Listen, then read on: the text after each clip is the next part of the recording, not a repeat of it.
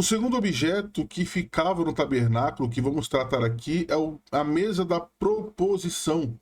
Vamos pegar aqui alguns pontos para a nossa meditação.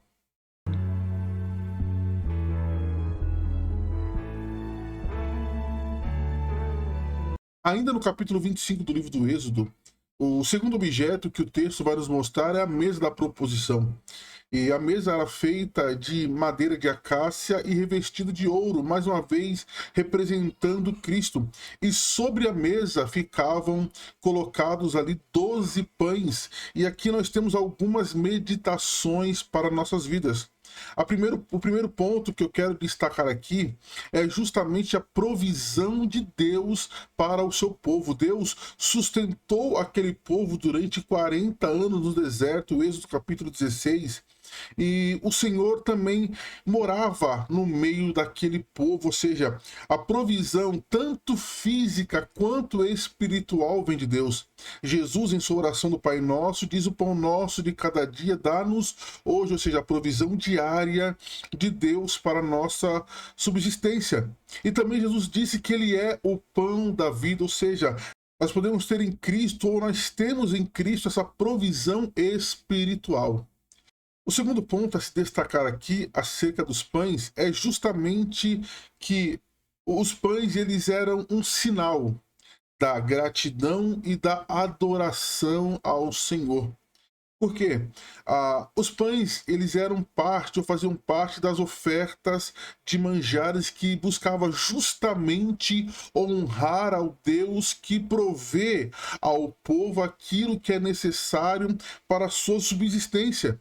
O segundo ponto é que os pães, eles eram ázimos, eles eram livres de fermento, dizendo que o povo de Deus, ele permaneceria livre das impurezas dessa vida, para que a nossa adoração a Deus, ela possa ser completa. Então nós temos, o primeiro ponto é a provisão de Deus, o segundo ponto é ação do homem, de que maneira os pães representam as atitudes do homem diante de Deus. O terceiro ponto, que é a junção de tudo isso. Nós temos de um lado Deus e do outro lado o homem. Eram todas as semanas colocadas sobre a mesa 12 pães novos, dizendo que era a totalidade do povo de Deus. Isso mostra que o Senhor, ele permanece querendo ter uma comunhão plena com o seu povo.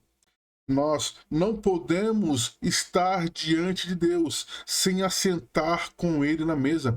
Jesus falou: eis que estou à porta e bato. Quem abrir a porta, eu entrarei, cearei com ele e ele comigo. Ou seja, não tem como ter comunhão com Deus sem estar à mesa junto com o Senhor.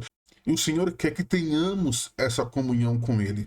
João, ainda no capítulo 6, versículo 56, escreve o seguinte, as palavras de Jesus: quem come da minha carne e bebe do meu sangue, permanece em mim e eu nele. Ou seja, Jesus, ele é o pão vivo. Então, quem come dessa carne, ou seja, quem come deste pão, tem nele vida e permanece nele e ele permanecerá em nós.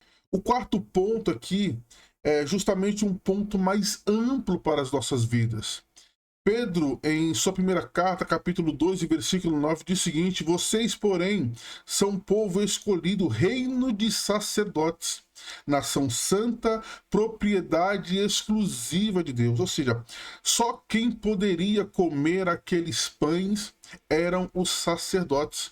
Veja que nosso Senhor, ele preparou tudo para nós. Ele nos fez uma nação ou um reino de sacerdotes para que nós pudéssemos comer deste pão. Segundo ponto, nação santa. Nenhum sacerdote poderia sentar para comer daquele pão de qualquer maneira, sem levar em conta os seus erros, sem reconhecê-los e pedir perdão diante de Deus. Não dava passe, não dá. Não dá para sentar na mesa do Senhor de qualquer maneira. Então, em Hebreus capítulo 10, versículo 14, vemos que nós somos santificados.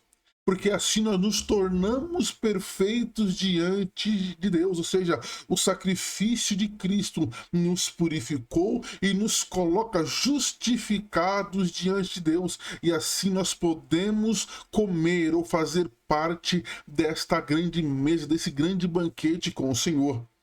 E continuando ainda no capítulo 2, versículo 9 de 1 de Pedro, diz o seguinte: assim vocês podem mostrar às pessoas como é admirável aquele que vos chamou das trevas para a sua maravilhosa luz.